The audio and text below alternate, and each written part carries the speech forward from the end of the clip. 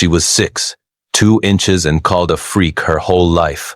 But when this lonely rancher saw her, he said 6 words that changed everything. The stagecoach rattled along the dusty trail toward Cedar Creek, Wyoming, carrying passengers who had dreams as vast as the endless sky above them.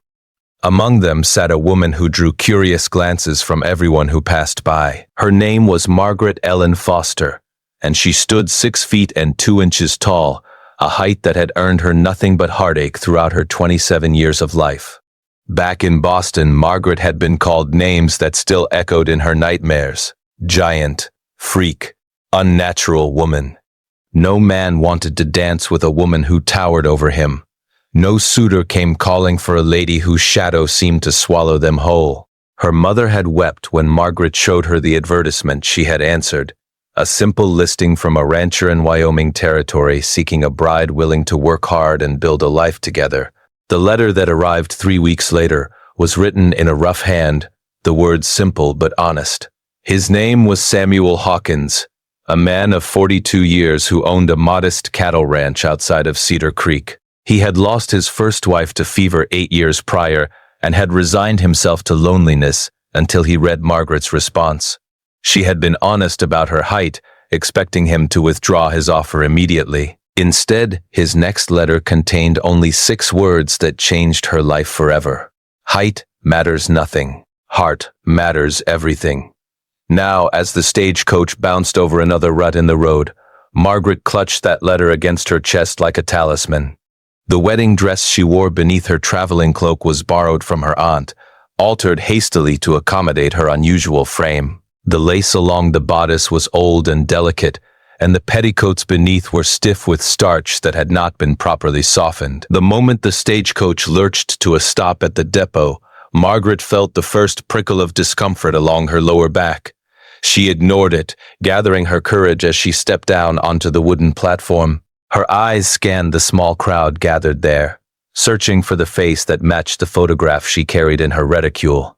Samuel Hawkins stood apart from the others, his hat held respectfully in his weathered hands. He was not a tall man, perhaps 5 feet and 8 inches at most, with silver threading through his dark hair and lines carved deep around his eyes from years of squinting against the western sun. When he saw her emerge from the coach, towering over the other passengers, his expression did not change to disappointment or shock, as Margaret had feared. Instead, a slow smile spread across his face, warm as summer honey. He walked toward her with steady steps, and when he reached her, he looked up into her eyes without shame or hesitation. Taking her hand gently in his, he pressed his lips to her knuckles in a gesture of such old-fashioned courtesy that Margaret felt tears spring to her eyes. The wedding was to take place immediately at the small church at the end of the main street. Reverend Thomas and his wife were waiting, along with a handful of townspeople who had gathered to witness the peculiar union between the lonely rancher and his mail-order bride from back east. As Margaret walked down the narrow aisle, the discomfort that had begun in the stagecoach spread downward. The harsh fabric of her petticoats, combined with the long journey and the unforgiving starch, had begun to irritate her skin in places she could not politely address. Each step brought a new wave of maddening sensation, an inching, crawling feeling along her thighs that made her want to scream. She gritted her teeth and continued forward, watching Samuel's face as he waited for her at the altar. His eyes were kind, patient, filled with a hope she recognized because it matched her own. She would not ruin this moment for him. She would not shame herself before these strangers who were already whispering about her height, her plain face, her uncertain future with a man she had never met before today. The ceremony began, and Reverend Thomas read from his worn Bible about love and commitment, about the sacred bond between man and woman. Margaret tried to focus on his words, tried to listen to the vows she was about to speak, but the sensation along her legs had become unbearable. The lace of her aunt's old dress had begun to unravel, and tiny threads were working their way beneath her undergarments, scratching against skin that had become raw from hours of travel. When Samuel spoke his vows, his voice was steady and sure. He promised to honor her, to protect her, to cherish her until death parted them from this earth. Margaret's heart swelled even as her body screamed for relief. It was her turn to speak. She opened her mouth, and then the sensation shifted, traveling downward along her inner thighs with a relentless, maddening persistence. Her eyes widened, and she felt color flood her cheeks as she struggled to maintain her composure. The words came out broken and breathless, her vows interrupted by small gasps she could not control. The townspeople exchanged glances, and Margaret heard the whispers begin. They thought she was having second thoughts. They thought she was frightened of the man who stood before her. They did not understand that her body was betraying her in the most humiliating way possible. Samuel watched her struggle, confusion, and concern, crossing his weathered features. When Reverend Thomas pronounced them husband and wife, Samuel leaned up to kiss her, and Margaret barely managed to return the gesture before pulling away with a strangled sound. The reception was held in the small hall beside the church, and Margaret knew she could not endure another moment. She found Samuel speaking with some of the local ranchers and pulled him aside with desperate urgency. Her voice emerged as a plea, broken with embarrassment and relief, as she finally allowed herself to speak the truth. She told him that something was wrong, that the dress was causing her agony, that the sensation would not stop inching down her legs. She begged him to help her, to take her somewhere private where she could address the problem before she lost her mind entirely. Samuel's expression shifted from confusion to understanding, and without a word he took her hand and led her out of the hall. The townspeople watched them go with raised eyebrows, but Samuel ignored their curious stares. He helped Margaret into his wagon, and within minutes, they were traveling down the dirt road toward his ranch. The journey took nearly an hour, and Margaret spent every moment of it in silent suffering.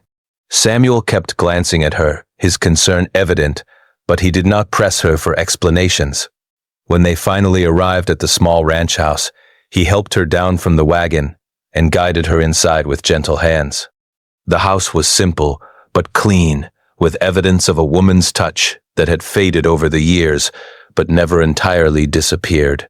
Samuel led Margaret to the bedroom, and for a moment she felt a flash of fear about what he might expect from her. They were married now, after all, and she knew what duties that entailed. But Samuel did not reach for her in the way a husband reaches for his bride. Instead, he pointed toward a privacy screen in the corner of the room and told her in a quiet voice that she should change out of her dress. He would fetch water from the well and prepare a bath for her in the kitchen. She could take whatever time she needed.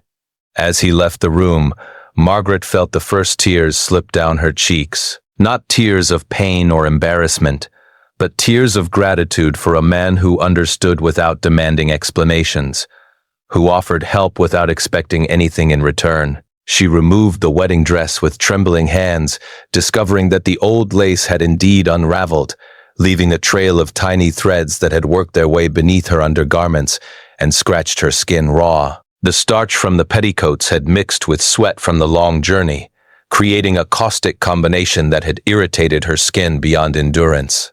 When she emerged from behind the screen wrapped in a simple cotton robe she found hanging there, Samuel was waiting outside the bedroom door. He led her to the kitchen, where a copper tub sat filled with warm water. Without meeting her eyes, he told her that he had added some of the salve his late wife used to make, something for soothing irritated skin after long days in the summer heat. Then he left her alone, closing the door behind him with a gentle click. Margaret lowered herself into the water and felt immediate relief flood through her body. The salve was cool and soothing, and as she washed away the residue of her journey, she also washed away years of doubt and fear. This man, this stranger who was now her husband, had shown her more kindness in a few hours than she had experienced in a lifetime. When she finally emerged from the kitchen, dressed in a simple calico dress she found laid out for her, she found Samuel sitting on the porch, watching the sun sink below the horizon. The sky was painted in shades of orange and pink, and the vast landscape stretched out before them in endless possibility. She sat down beside him, and for a while neither of them spoke. Then Samuel reached over and took her hand in his, and Margaret felt something shift in her heart, something that had been closed for so long she had forgotten it existed. He told her about his first wife, about the love they had shared and the grief that had consumed him when she passed. He told her about the years of loneliness that followed, about nights spent wondering if he would ever feel warmth again. And then he told her about the day he received her letter, how he had read her description of herself and seen not a giant or a freak, but a woman who had known the same isolation he had known. Margaret listened with tears streaming down her face, and when he finished speaking, she told him her own story.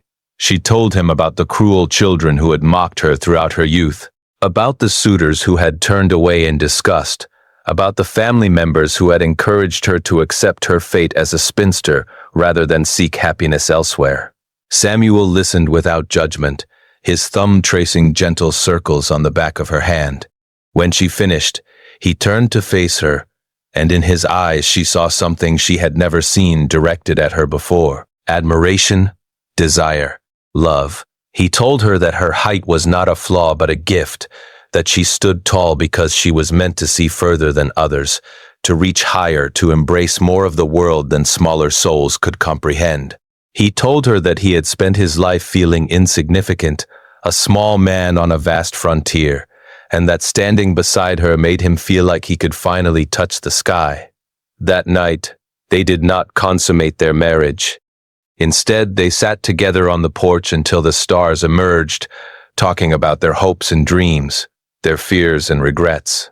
When exhaustion finally claimed them, Samuel led Margaret to the bedroom and tucked her into bed with the same tenderness he might show a precious treasure. He slept on the floor beside her, close enough to hear if she needed anything, far enough to respect boundaries that had not yet been crossed. The weeks that followed were filled with discovery.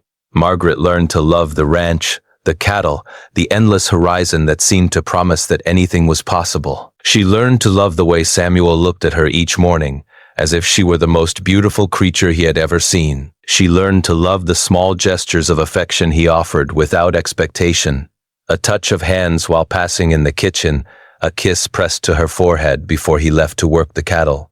And slowly, gradually, she learned to love him. The first time they truly came together as husband and wife, it was on a night when the moon hung full and heavy over the prairie. Margaret had been watching Samuel work on repairing a fence, his shirt discarded in the summer heat, and she had felt something stir within her that she had never experienced before. That night, when he climbed into bed beside her, she reached for him, and when he hesitated, asking if she was certain, she answered by pulling him close and pressing her lips to his. Their joining was awkward and tender, marked by nervous laughter and whispered reassurances. Samuel treated her body with reverence, exploring her tall frame as if mapping uncharted territory. And Margaret discovered that her height, which had always made her feel unwomanly, gave her advantages she had never imagined. She could wrap herself around him completely, enveloping him in an embrace that made him groan with pleasure. She could look into his eyes throughout their lovemaking, watching the emotions play across his face as they moved together. She could hold him afterward, cradling his head against her chest as he drifted into contented sleep. Years passed, and the ranch prospered. Children came, 3 daughters who inherited their mother's height and their father's kind eyes. The townspeople who had once whispered about the strange couple now sought their advice on matters of the heart, recognizing in Samuel and Margaret a love that had weathered storms and emerged stronger.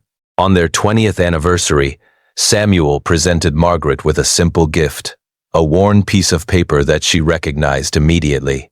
It was the first letter she had ever written him, the one where she had confessed her height and braced herself for rejection. He told her that he had kept it all these years because it reminded him of the moment his life changed forever. He told her that he thanked God every day for sending him a woman brave enough to reach across an entire country for love. He told her that standing in her shadow had never made him feel small, only blessed. Margaret held the letter against her heart, just as she had held his response on that stagecoach so many years ago. And as she looked down at the man who had become her whole world, she understood finally that height and stature meant nothing in the face of true connection. What mattered was not how tall you stood, but who stood beside you. What mattered was not the obstacles you faced, but how you faced them together. What mattered was love, simple and profound, capable of transforming lonely souls into something beautiful and whole. And as the sun set over their ranch, painting the sky in the same colors that had witnessed their first evening together, Samuel reached up to cup Margaret's face in his weathered hands. He pulled her down for a kiss that held 20 years of gratitude, and Margaret bent willingly, happily, knowing that she had found the one place in the world where she truly belonged. In his arms, she was not a giant, she was simply Lo-Ved.